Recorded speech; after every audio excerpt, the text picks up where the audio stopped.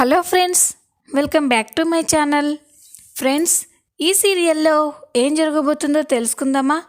ఇక ఎపిసోడ్లోకి వెళ్ళినట్లయితే నాగవల్లి మధు మ్యాడీల శోభనం ఆపడం కోసం లోహితో ఒక ప్లాన్ చెప్తుంది. ఇక లోహి కూడా సరే ఆంటీ, మీరు చెప్పినట్టే ఈరోజు ఎట్టి పరిస్థితుల్లో మ్యాడీ మధుల శోభనం జరగకుండా చేస్తాను అని లోహి అంటూ ఉంటుంది. ఇక లోహి నాగవల్లి చెప్పిన ప్రకారమే చిన్నప్పటి ఫోటోలు వెతుకుతూ ఉంటుంది. ఇదేంటి, ఈ మధు తన చిన్నప్పటి ఫోటోలు ఎక్కడ దాచిపెట్టింది? మ్యాడీ ఇంటికి వస్తున్నాడని ఆ ఫోటోలని ఎక్కడో భద్రంగా దాచేసి ఉంటుంది. అవి ఎక్కడున్నాయో వెతికి పట్టుకోవాలి అని లోహి అయితే ఫోటోల కోసం వెతుకుతూ ఉంటుంది. అలా వెతుకుతూ ఉండగా ఒకచోట చిన్నప్పటి ఫోటోలు కనిపిస్తాయి. అవి చూసి లోహి చాలా సంతోషపడుతుంది. ఎస్, దొరికాయి. ఈ ఫోటోలని అడ్డు పెట్టుకొని ఇవి మ్యాడీకి కనిపించేలా చేసి ఆ మధుని చిన్ని అని మ్యాడీకి తెలిసేలా చేస్తాను. ఇక మ్యాడీ ఆ మధుని చీకొట్టి దాన్ని అసహించుకుంటాడు. దాంతో శోభనం ఆగిపోతుంది. నాగవల్లి ఆంటీ చాలా సంతోషపడతారు అని ఇక లోహి అయితే చాలా సంబరపడిపోతూ ఉంటుంది. ఎలాగైనా ఈ ఫోటోలు మ్యాడీ చూసేలా పెట్టాలి, ఎక్కడ పెట్టాలి అని ఆలోచిస్తూ ఉంటే అప్పుడే లోహికి ఆలోచన వస్తుంది.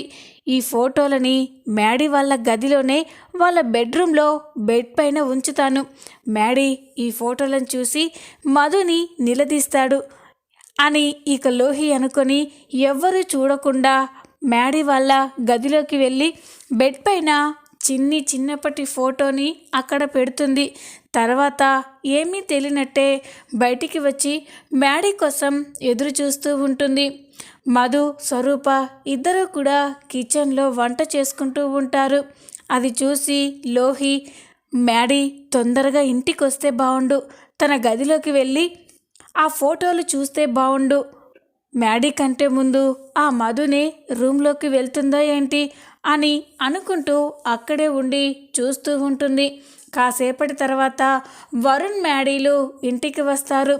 ఇక వాళ్ళ ఇంటికి రాగానే లోహి మ్యాడీని చూసి ఎలాగైనా మ్యాడీ బెడ్రూమ్లోకి వెళ్ళేలా చేయాలి అని అనుకుంటూ ఉంటుంది.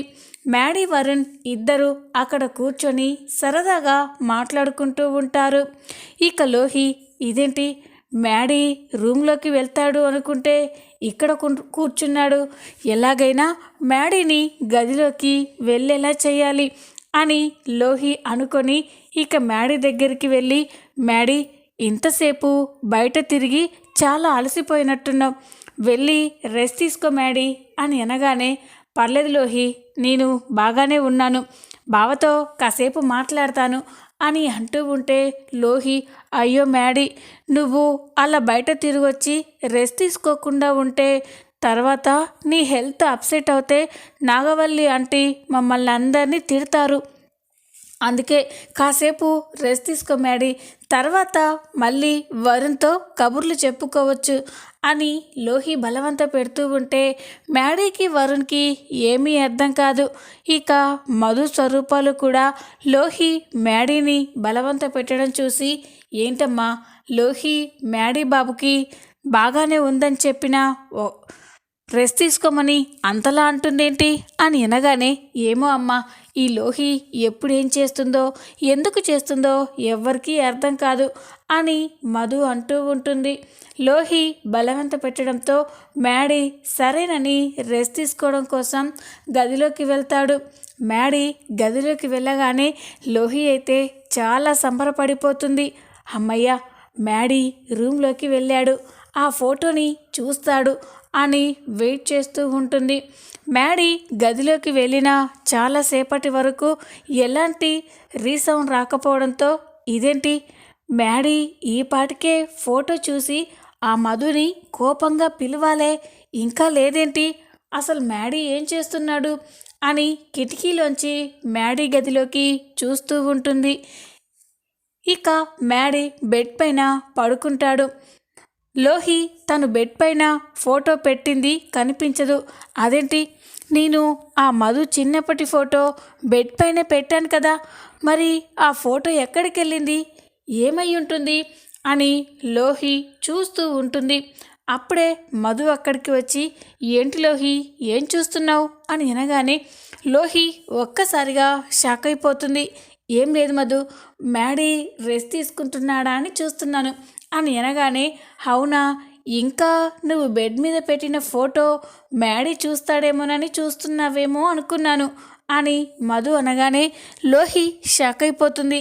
ఏంటి, నేను బెడ్ పైన ఫోటో పెట్టడం ఏంటి, నాకేం తెలీదు అని అంటుంది.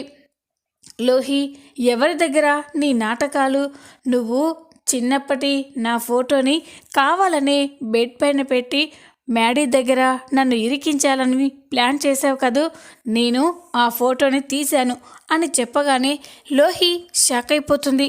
అంటే ఆ ఫోటోని అని అనగానే, నేనే తీశాను, నువ్వు ఎప్పుడు సమయం దొరుకుతుందా, నన్ను మ్యాడీని ఎలా విడదీద్దామా అని కాచుకొని కూర్చున్నావు. నిన్ను ఓ గంట కనిపెడుతున్నాను లోహి, నువ్వు ఆ ఫోటో అక్కడ బెడ్ పైన పెట్టడం నేను చూశాను, నేనే ఆ ఫోటో తీసి దాచాను అని అనగానే ఇక లోహి షాక్ అయిపోతుంది.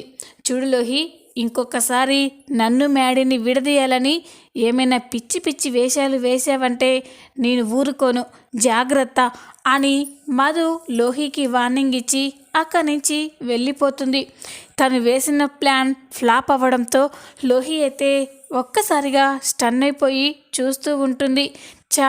ఇదేంటి, ఈ మధునే చిన్ని అని మ్యాడీకి తెలిసేలా చేసి దాన్ని అసహించుకునేలా చేయాలి అనుకున్నాను, కానీ ఈ ప్లాన్ మొత్తం వేస్ట్ అయిపోయింది. ఇప్పుడు నాగవల్లి ఆంటీకి ఈ విషయం చెప్తే నన్ను ఖచ్చితంగా తిడతారు, కానీ ఏం చేయాలి, అప్పటి వరకు నేనే ఏదో ఒకటి చేసి శోభనాన్ని ఆపాలి అని లోహి అనుకుంటూ ఉంటుంది. శోభనానికి అన్ని ఏర్పాట్లు చేస్తూ ఉంటారు. మ్యాడీ అయితే మధు మీద ప్రేమ కలిగి ఇష్టంతోనే శోభనానికి ఒప్పుకుంటాడు. మధు కూడా చాలా సంతోషంగా శోభనానికి రెడీ అవుతూ ఉంటుంది. ప్రమీల, స్వరూప,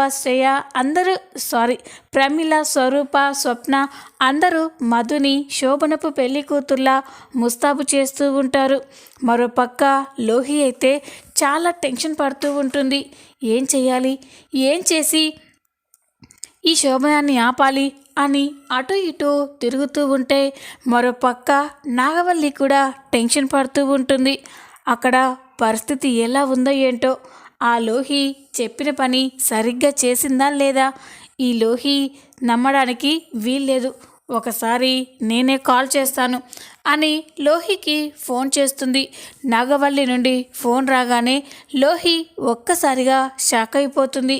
అమ్మో, నాగవల్లి ఆంటీ ఫోన్ చేస్తున్నారు, ఇప్పుడు నేను మాట్లాడితే నన్ను తిడతారు, కానీ జరిగింది చెప్పకపోతే అస్సలు బాగుండదు అని ఫోన్ లిఫ్ట్ చేసి, చెప్పండి ఆంటీ అని అంటుంది. ఏంటి, అక్కడ పరిస్థితి ఎలా ఉంది అని అనగానే, ఇంకెలా ఉంటుంది ఆంటీ, ఇక్కడ మ్యాడీ శోభనానికి రెడీ అయిపోయాడు, మధుని అందరూ రెడీ చేస్తున్నారు అని అనగానే నాగవల్లి షాక్ అయిపోతుంది.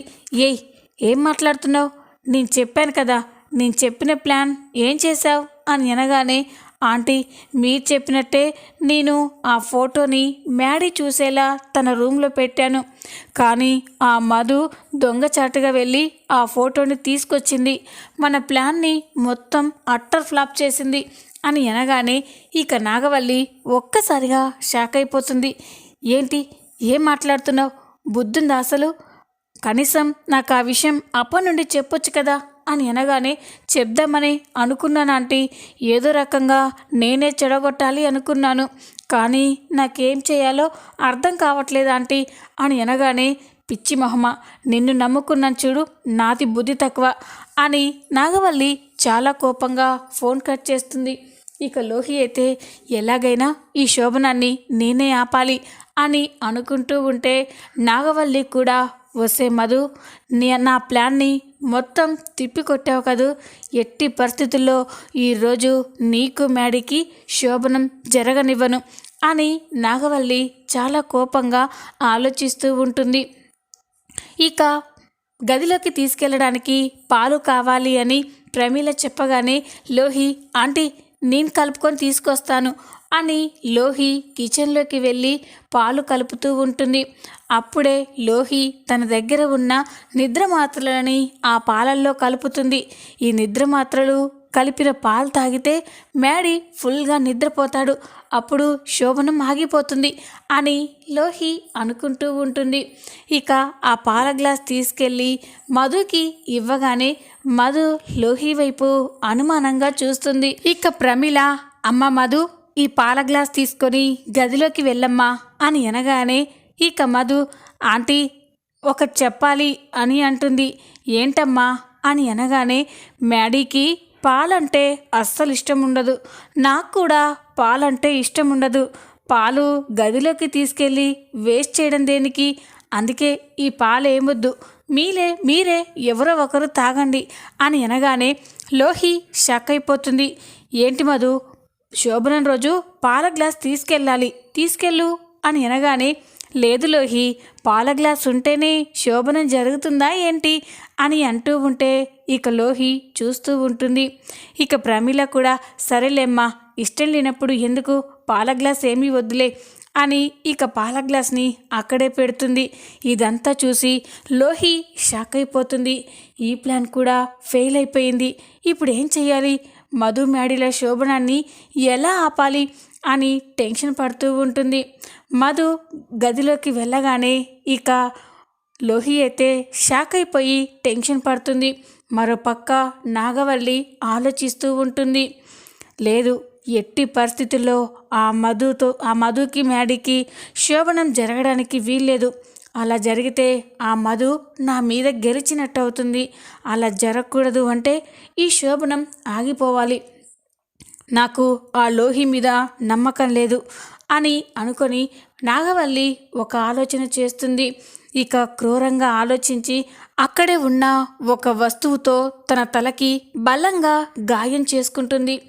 తలకి గాయం వచ్చేంత వరకు, రక్తం వచ్చేంత వరకు బలంగా గాయం చేసుకుంటుంది. ఇక ఒక్కసారిగా బావా బావా అని పిలుస్తూ ఉంటుంది. అది విని దేవ, శ్రేయ, వసంతాలు పరిగెత్తుకుంటూ వస్తారు. అక్కడికి వచ్చేసరికే నాగవల్లి స్పృహ తప్పి పడిపోయినట్టు, తలకి గాయమైనట్లు పడిపోతుంది. నాగవల్లి తలకి రక్తం రావడం చూసి అందరూ ఒక్కసారిగా షాక్ అయిపోతారు. ఇక దేవ నాగవల్లి అని పిలుస్తూ ఉంటే ఇక నాగవల్లి స్పృహలోకి రాదు. వెంటనే కంగారుగా నాగవల్లిని హాస్పిటల్కి తీసుకెళ్తూ ఉంటారు. మరోపక్క మధు శోభనం గదిలోకి వెళ్ళగానే మ్యాడీ మధుని ప్రేమగా చూస్తూ ఉంటాడు. మధు సిగ్గుపడుతూ ఉంటుంది. మ్యాడీ మధుని దగ్గరికి తీసుకుందామని అనుకునే లోపే దేవా మ్యాడీకి ఫోన్ చేస్తాడు. దేవా నుండి ఫోన్ రాగానే ఇదేంటి డాడ్ ఇప్పుడు కాల్ చేస్తున్నాడు అని ఫోన్ లిఫ్ట్ చేసి చెప్పండి డాడ్ అని అంటాడు. రే మ్యాడీ ఎక్కడున్నావురా అని అనగానే ఏమైంది డాడ్, ఎందుకు అంత టెన్షన్ పడుతున్నారు అని అనగానే మీ అమ్మ కింద పడి తలకి గాయమైందిరా, బాగా రక్తం వస్తుంది, స్పృహలో లేదు అని అనగానే మ్యాడీ ఒక్కసారిగా షాక్ అయిపోతాడు. ఏంటి డాడ్, మమ్మీ తలకి గాయమైందా అని అనగానే అవునరా, ఇప్పుడే హాస్పిటల్కి తీసుకెళ్తున్నాము అని అనగానే డాడ్ నేను ఇప్పుడే బయలుదేరి వస్తున్నాను, ఏ హాస్పిటల్కి తీసుకెళ్తున్నారు అని అంటూ ఉంటే ఇక దేవా హాస్పిటల్ పేరు చెప్తాడు. ఇక మ్యాడీ చాలా టెన్షన్ పడుతూ ఉంటాడు. ఏమైంది మ్యాడీ అని అనగానే మధు అమ్మ కింద పడి తలకి గాయమైందని చెప్తున్నారు, నేను వెంటనే వెళ్ళాలి అని అనగానే ఇక మధు షాక్ అయిపోతుంది. ఇక మ్యాడీ చాలా కంగారుగా వెళ్తూ ఉంటాడు. మధుకి ప్లాన్ మొత్తం అర్థమైపోతుంది. నాగవల్లి అత్తయ్యే కావాలని ఈ శోభనం చెడగొట్టాలని తనకి గాయం చేసుకుని ఉంటుంది అని అనుకుంటూ ఉంటుంది. మ్యాడీ దారిలోనే ఉంటాడు. మరోపక్క నాగవల్లికి డాక్టర్ ట్రీట్మెంట్ చేస్తూ ఉంటుంది. దేవ, వసంత, శ్రేయలు బయటే వెయిట్ చేస్తూ ఉంటారు. ఇక అప్పుడే నాగవల్లికి స్పృహ వస్తుంది. డాక్టర్ని చూసి నాగవల్లికి ఎక్కడో చూసినట్లు గుర్తుకు వస్తుంది. ఇక డాక్టర్ నాగవల్లితో ఇప్పుడు ఎలా ఉందండి అని అనగానే నాకు బాగానే ఉంది, కానీ నేను మిమ్మల్ని ఎక్కడో చూశాను డాక్టర్ అని అనగానే ఇక డాక్టర్ అదేనమ్మా, నువ్వు నాకెందుకు తెలీదు, నువ్వు నా క్లోజ్ ఫ్రెండ్ పార్వతి వాళ్ళ చెల్లెలివి కదా అని అనగానే నాగవల్లి షాక్ అయిపోతుంది. అవును, మీరు మా అక్క క్లాస్మేట్స్ కదా, మీ ఇద్దరు క్లోజ్ ఫ్రెండ్స్, 1-2 సార్లు మా ఇంటికి వచ్చినప్పుడు మిమ్మల్ని చూశాను అని అనగానే డాక్టర్ అవునమ్మా, మీ అక్క నా ఫ్రెండ్ పార్వతి చాలా మంచిది, తను అనుకోకుండా చనిపోయిందని విన్నాను, చాలా బాధపడ్డాను అని అనగానే ఇక నాగవల్లి చాలా బాధపడుతూ ఉంటుంది. మీ అక్కకి పోస్ట్ మార్టం కూడా నేనే చేశానమ్మా, ఒక స్నేహితురాలికి, అది ప్రాణ స్నేహితురాలికి పోస్ట్ మార్టం చేయాల్సిన పరిస్థితి నేను తట్టుకోలేను అని డాక్టర్ బాధపడుతూ ఉంటే ఏం చేస్తాను డాక్టర్, మా అక్కని ఒక దుర్మార్గురాలు పొట్టన పెట్టుకుంది, తనని చంపేసింది, మాకు కాకుండా చేసింది అని కోపంగా మాట్లాడుతుంది. అప్పుడు డాక్టర్ లేదమ్మా, మీ అక్కని చంపింది దుర్మార్గురాలు కాదు, ఎవరో దుర్మార్గుడు అని అనగానే ఇక నాగవల్లి ఒక్కసారిగా షాక్ అయిపోతుంది. ఏంటి డాక్టర్, ఏమంటున్నారు మీరు, మా అక్కని చంపింది ఆ కావేరి అని అనగానే లేదమ్మా, అందరిలాగానే మీరు పొరపాటు పడుతున్నారు, అసలు పార్వతిని చంపింది ఆడ మనిషి కాదు, మగ మనిషి అని అనగానే నాగవల్లి షాక్ అయిపోతుంది. ఏంటి డాక్టర్, ఏమంటున్నారు మీరు, అంత ఖచ్చితంగా ఎలా చెప్పగలరు అని అనగానే అవునమ్మా, ఆ రోజు పోస్ట్ మార్టం రిపోర్ట్స్ చేంజ్ చేశారు, కానీ నా ఫ్రెండ్కి నేను పోస్ట్ మార్టం చేశాను కాబట్టి నాకు బాగా గుర్తు, తన చేతిలో తన ఒంటి మీద ఎవరో మగ మనిషి వెంట్రుకలు ఉన్నాయి, అంతేకాదు తన గొంతు నులిమినట్టు మగ మనిషి ఫింగర్ ప్రింట్స్ ఉన్నాయి, ఖచ్చితంగా మీ అక్కని చంపింది ఆడ మనిషి కాదు, ఎవరో మగ మనిషి అని అనగానే నాగవల్లి ఒక్కసారిగా షాక్ అయిపోతుంది. ఏంటి డాక్టర్, ఏమంటున్నారు మీరు, ఆ కావేరి మా అక్కని చంపిందని ప్రూవ్ అయ్యి జైలుకు కూడా వెళ్ళింది అని అనగానే చూడండి, నేను మీకు అబద్ధం చెప్పాల్సిన అవసరం లేదు, కానీ నేను చెప్పేది నిజం అని అంటూ ఉంటే మా అక్కని చంపాల్సిన అవసరం ఎవరికి ఉంది అని అంటూ ఉంటే మీరేమీ అనుకోకపోతే మీకు ఒక మాట చెప్పొచ్చా అని అంటుంది. చెప్పండి డాక్టర్, మా అక్క చావుకి సంబంధించిన ఏ విషయమైనా నేను ఖచ్చితంగా తెలుసుకోవాలి, చెప్పండి, మీరేం చెప్పాలనుకుంటున్నారో నిర్భయంగా చెప్పండి అని అంటూ ఉంటే ఇక ఆ డాక్టర్ నాకెందుకో మీ బావగారి మీదే అనుమానంగా ఉందమ్మా, మీ అక్కని మీ బావే చంపి ఆ నేరాన్ని అమాయకురాలైన కావేరి పైన వేశాడేమోనని నాకు అనిపిస్తుంది అని అనగానే నాగవల్లి షాక్ అయిపోతుంది. What you non sense doctor, మా బావకి మా అక్క అంటే ప్రాణం, అలాంటప్పుడు మా అక్కని చంపాల్సిన అవసరం మా బావకేంటి అని అనగానే మీరు ఆవేశపడకండి, మీ అక్కే స్వయంగా నాతో 2-3 సార్లు చెప్పి చాలా బాధపడింది, తన భర్త తనని వేధిస్తున్నాడని అని అంటూ ఉంటే నాగవల్లి షాక్ అయిపోతుంది. మా బావ మా అక్కని హెరాస్ చేశారా, ఏ విషయంలో అని అంటుంది. ఆస్తి విషయంలో, మీ ఆస్తి మొత్తం మీ అక్క పేరు మీదే ఉందని మీ బావ ఆ ఆస్తిని నా పేరు మీదకి రాయమని చాలాసార్లు మీ అక్కని ఫోర్స్ చేశాడంట, గొడవ కూడా పెట్టుకున్నాడంట, కానీ మీ అక్క మాత్రం దానికి ఒప్పుకోలేదు.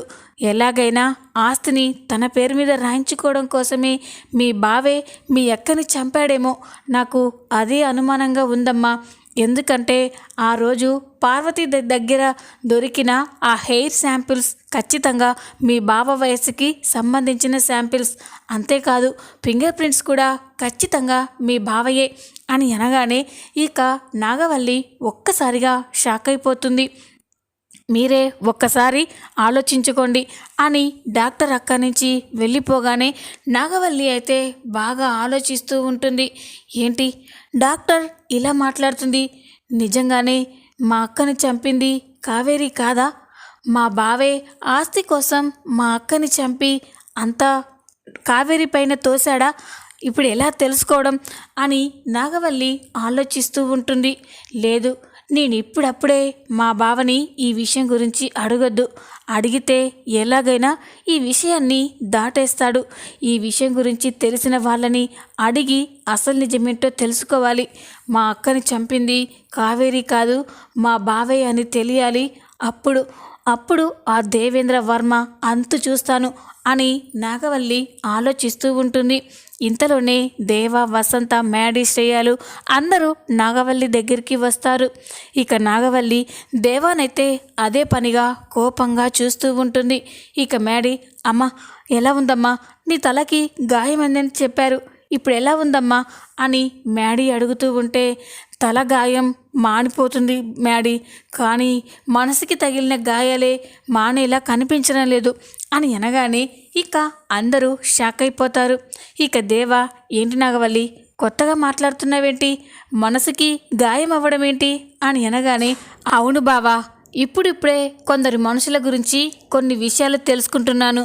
అవి నిజమో అబద్ధమో అర్థం అవ్వడం లేదు.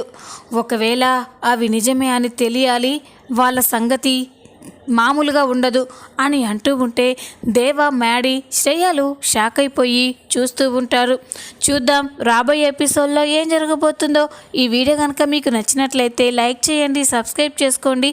Thanks for watching.